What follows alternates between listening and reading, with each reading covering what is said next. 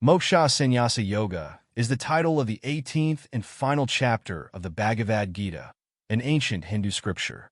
This chapter discusses renunciation, sannyasa, and liberation, moksha, providing a culmination of the teachings given by Lord Krishna to the warrior Prince Arjuna. Context of the story. At the start of the Bhagavad Gita, Arjuna is confused and reluctant to fight in the battle of Kurukshetra due to moral dilemmas. He turns to Lord Krishna for guidance, and throughout the Gita, Krishna explains different paths to salvation, including the paths of knowledge, jnana yoga, action, karma yoga, and devotion, bhakti yoga. Summary of Moksha Sanyasa Yoga, Chapter 18. In the Moksha Sanyasa Yoga, Lord Krishna explains the concept of sannyasa, renunciation, and tyaga, relinquishment. Arjuna, curious about the difference between the two, asks Krishna for clarification. Sannyasa, renunciation. This refers to the renunciation of all worldly actions and desires. A sannyasi is someone who gives up material attachments and desires, focusing entirely on spiritual liberation. Tyaga, relinquishment. Tyaga refers to relinquishing the fruits of one's actions while still performing duties. It is a practical form of renunciation where one performs work but is unattached to the outcomes. Krishna emphasizes the importance of performing one's duties without attachment to the results.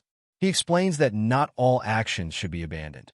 Duties must be performed with a sense of dedication and without personal desire, as this leads to purification and liberation. Key themes of the chapter. Types of renunciation.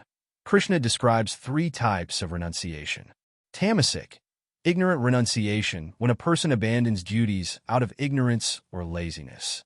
Rajasic, passionate renunciation, when a person gives up duties due to fear of discomfort or difficulty. Sattvic, pure renunciation, when a person performs their duties without attachment or desire for personal gain. Role of action. Krishna emphasizes that no one can remain without action, but the wise perform their duties selflessly, with devotion and detachment from results. This helps in attaining liberation. 4 varieties of human duties.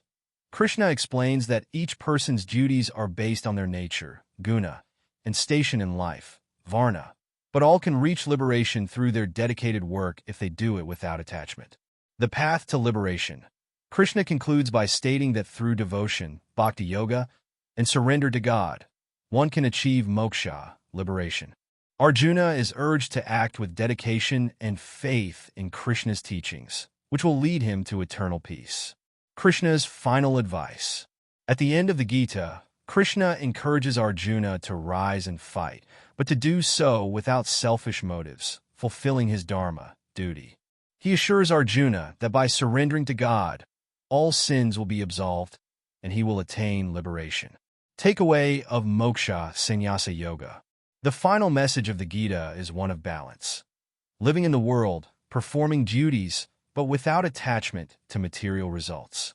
It is through surrender to God, selfless action, and spiritual wisdom that one can achieve liberation or moksha. This chapter encapsulates the essence of the Gita's teachings on the paths of karma, action, jnana, knowledge, and bhakti devotion, as complementary routes to liberation.